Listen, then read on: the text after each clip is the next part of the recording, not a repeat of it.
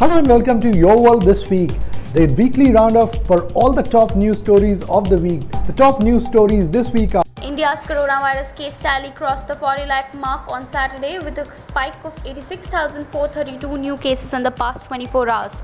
Coronavirus case tally in India now stands at 40 lakh 23,179 according to the Health Ministry.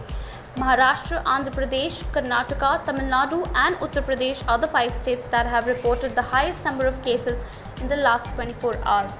More than 26.5 million people around the world have been diagnosed with the coronavirus and more than 8,72,000 have died so far.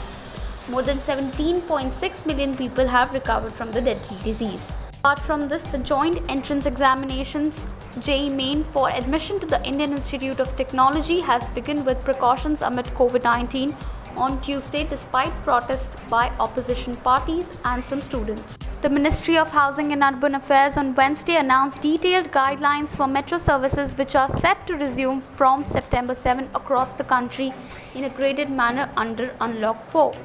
AMRC announced that it will resume the operation of the metro services on the Yellow Line, that is from Samaypur Badli to Huda City Centre. The Rapid Metro will also be opened on September 7, after which in Phase 2 on September 9, the services for Blue and Pink Line will also resume. Grim update. Former President Pranab Mukherjee lost his battle with life. He passed away on Monday evening at Delhi's Army Research and Referral Hospital, where he was admitted on August 10. He was 84. India's April-June quarter GDP contracted by a massive 23.9%, the first GDP contraction in more than 40 years.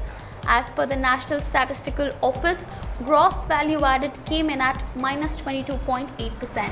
The Finance Ministry on Friday said that the country is witnessing a V-shaped economic recovery and attributed the steep 23.9% contraction of the economy in the June quarter to stringent lockdown that was put in place to curb spreading the coronavirus infection. Looking at the different sectors of the economy, data shows that barring agriculture, where gross value added grew by 3.4%, all the other sectors observed downfall in their income. The worst affected were construction, that is minus 50%, trade, hotels and other services minus 47%, manufacturing at minus 39% and mining at minus 23%. Going back completely on mutually agreed terms of disengagement along the line of actual control, China has provoked India yet again.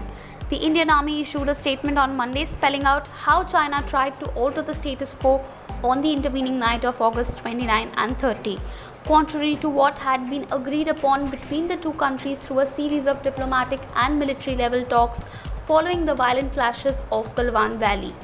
Army Chief General M.M. Narawane said that security along the line of actual control has been enhanced as the situation is delicate and serious.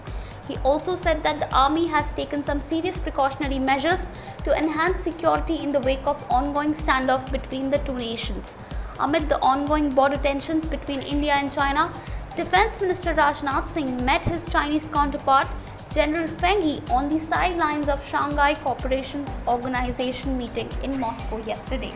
In yet another crackdown on Chinese apps, the centre on Wednesday banned popular gaming app PUBG Mobile along with 117 other apps following fresh tension over attempted Chinese transgression along Pangong Tso in eastern Ladakh. Moving on, in the investigation of Sushant Singh Rajput case, actor Rhea Chakrabarti's brother Shovik and Sushant Singh Rajput's house manager Samuel Miranda have been arrested on Friday after being questioned by the Narcotics Control Bureau in the probe into drug allegations surrounding Sushant Singh Rajput's death in June. In the world of sports, putting an end to all the speculations, Barcelona's Messi on Friday confirmed that he will stay at the club. Revealing the reason behind his decision, the Argentina star said Barcelona president had told him that the only way to leave the club was to pay €700 million clause.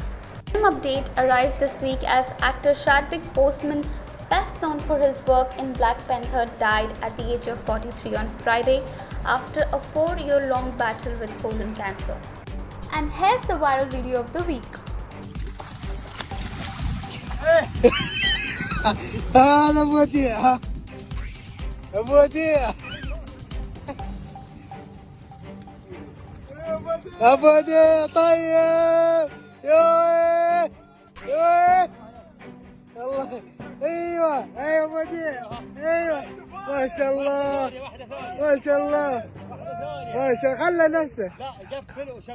Hope you liked this edition of Your World This Week. We will be back next week with yet another episode of Your World This Week. Have a good day.